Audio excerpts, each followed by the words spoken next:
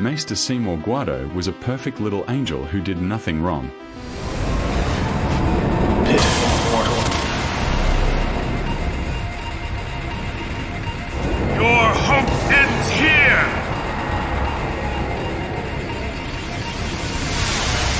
And your meaningless existence with it! Okay, maybe the idea that Seymour did nothing wrong is a bit hyperbolic, but there is a case to be made that he wasn't the crazy monster we all made him out to be.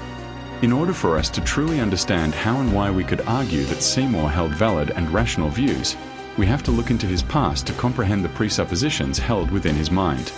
Before we can truly make the argument to defend Seymour, we have to give an oversimplification of the game's lore a bit. Be warned that the video will contain spoilers especially relating to the world of Final Fantasy X, so if you haven't beaten the game yet, I highly recommend you return to this video after doing so and exit now. Those who grow up in the world of Spira are subject to the oppression of living under the cycle of sin. Sin is a being which unleashes destruction and death onto the world, and can only disappear for a period of time during an event known as the Calm. Maester Seymour, leader of the Guado and Maester of Yevon, a religious organization that governs over the world of Spira, is a being which is half human and half Guado. The Guado people are a hominid-like species that live in a secluded area within the forests of Spira. Guado, interestingly, protect an area called the Far Plane. The Far Plane is essentially a location where once something dies, the soul of the individual goes to in the form of fireflies.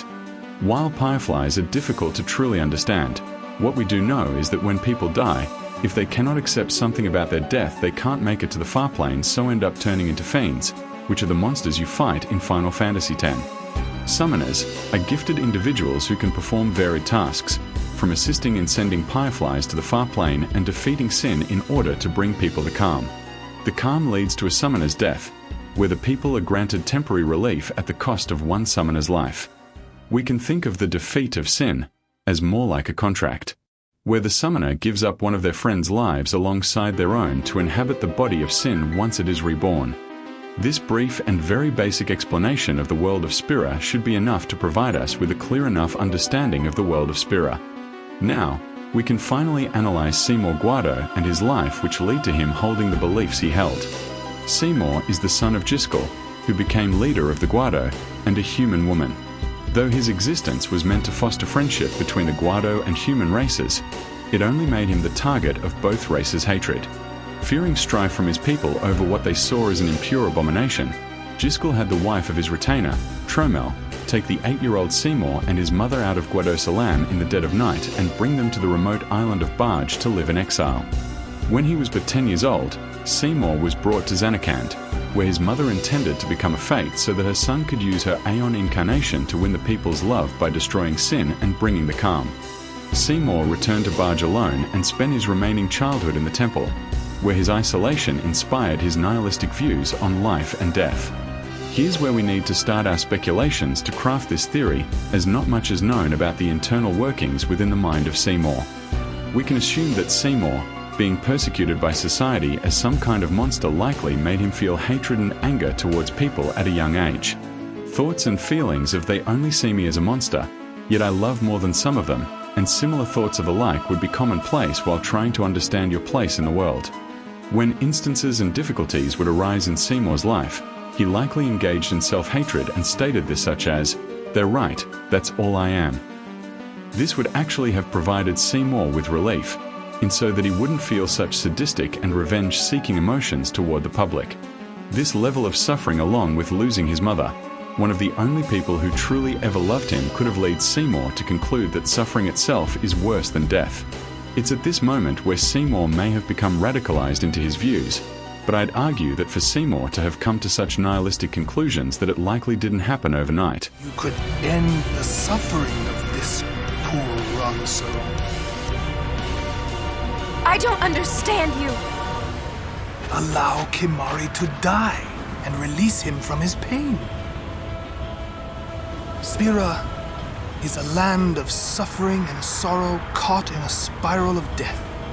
To destroy, to heal Spira, I will become sin. Yes, with your help. Come with me, Yuna. Some would argue that the goal of all humanity in our world is to end human suffering, perhaps even to end the suffering of all living or conscious things. We do this by creating houses where we can eat, drink, sleep, as well as various other behaviors within the safety of a giant box so we cannot be harmed. We create pain medicine. We even allow for euthanasia of our pets. Depending on your views, sometimes even allowing it for humans, as laws globally have been reconsidered and changed. Even food that is healthy for you but causes the slightest discomfort, we enhance with flavors to turn an uncomfortable sensation into a pleasurable one. From your mattress and pillows to your entertainment devices, it's very clear that ending suffering is a major goal of humanity. One of the primary problems with suffering is that it is subjective, meaning that something that would cause minor discomfort to you could be the worst pain imaginable to someone else.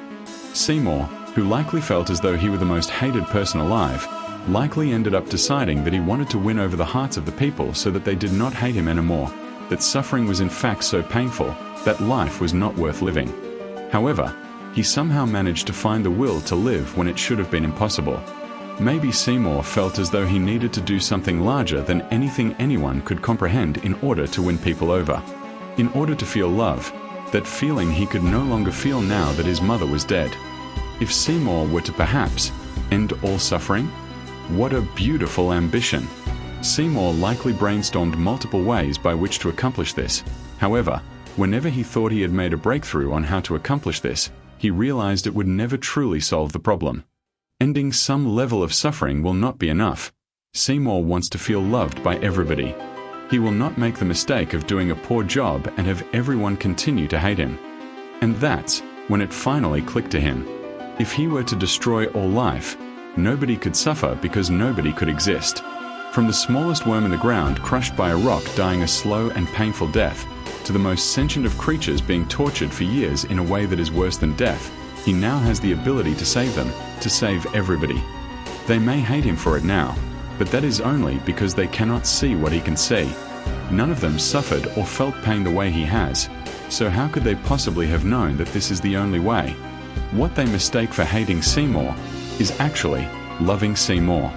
There is no better way for Seymour now to show his love to the people than to erase all of existence. To do so, he must become the next sin and destroy all of Spira. Every time someone says he's crazy or that what he says makes no sense, it's further validation that they are the crazy ones who don't know what they're talking about. These questions seriously cross into all kinds of territory surrounding system ethics, subjectivity, and objectivity, as well as individual moral systems. Perhaps Seymour did do something wrong, not achieving what he set out to do. There are still a few flaws with all of this, such as the idea that, even if he were to destroy Spira, there are still organisms perhaps on other planets that would also need saving. However, we don't know how much people within the Final Fantasy X world of Spira knew about astronomy and life. Another flaw is the idea that if everyone dies, perhaps they'd all become fiends. Then they'd likely die again and become fiends again, in a never-ending cycle. However, we don't exactly know a lot about this process. Is killing a fiend similar to killing a hollow in Bleach and performing ascending? Also, are those fiends really the same thing as the people they were when they were alive? Are they truly suffering? Are they even conscious? If people stop being born, then maybe we can prevent the suffering of near-infinite life forms? We could also assume that perhaps Seymour is lying about his reasons to want to exterminate everyone. In defense of Seymour, some may argue that Seymour taking on the decision to make the call on suffering versus death is immoral when these aren't his lives to be deciding on. Yet, hospitals, police, friends and family try to talk people out of this decision all the time, as well as to go so far as to detain people against their will so that they cannot make these decisions. So it's difficult to be consistent on this point, as Seymour could call you a hypocrite and say you're no different to him. This video is extremely controversial, as, when researching online for some of this, I found a lot of people getting very angry and emotional, and some who hypothesize the same idea. Is this all a crazy conspiracy theory? Or does the hypothesis hold some level of merit? Is it truly fair for us to reduce Seymour down to being a nihilistic psychopath? Let us know what you think in the comments section down below. If you enjoyed this video and want to see more like this, please subscribe to this channel. This was an incredible first video for us to make, and we want to see if it's something you all may want more of in the future.